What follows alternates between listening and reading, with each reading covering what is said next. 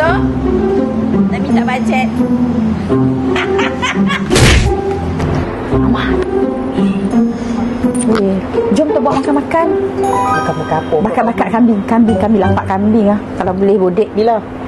Esok Jumaat kan. Kita nak buat makan-makan kena minta tinggi apa dulu. Muka ah. Kalau puan lulus kita bagi. Betul Han cabang aku.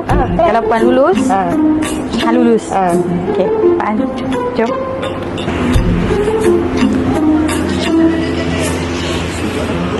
Puan, saya ada game. Saya ada game untuk Puan. Game apa ni? Saya ada game. Saya ada game. Ada permainan untuk Puan. Kalau Puan pilih hak ni, kita akan Aman jangan tengok, Aina jangan tengok kita akan Puan mesti buat benda tu. Puan mesti Kena game ni. tak ada nama main game.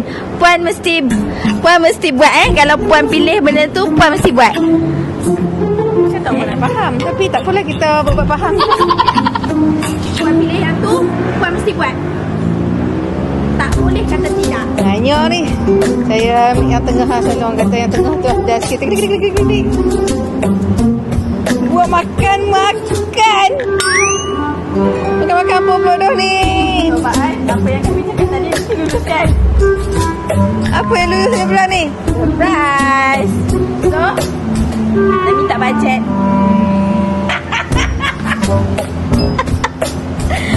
Aku betul-betul kena game ni. Minta bajet. Dah elok-elok. Dah jadi ustazah 2 hari. Tak juga terselamat. Nak bajet. Bajet apa pula? Nak makan kambing. Lepas tu ada yang nak kari kepala ikan. No. Lepas tu ada yang nak makan miang plang. Jom tengok nak lulus tak, tapi dah kena buat kan? Ya buat. Tak boleh tak lulus kan? Tak boleh. Memang kena gain. Nampak lah.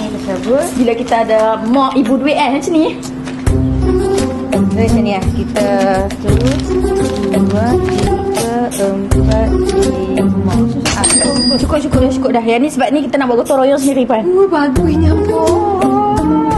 Tak cukup nanti dah tiput lah. 1, 2, 3, 4, 5. Nah. Okay. 500 guys. Yes guys, kita dapat tahu duit untuk buat makan-makan esok. So, you guys tunggu Nanti lihat apa kat situ? Jangan Kak Win.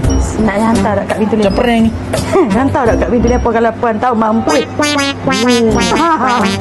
Oh, makan. Kemana, Puan?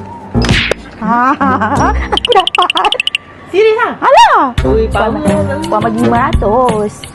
Tapi yang kena janji kalau tak cukup esok hang tambah. Mestilah nak makan sedap kot. Okey. Yo, 500. Selamat untuk teman aku beli barang esok. What? Oh, betul juga ni.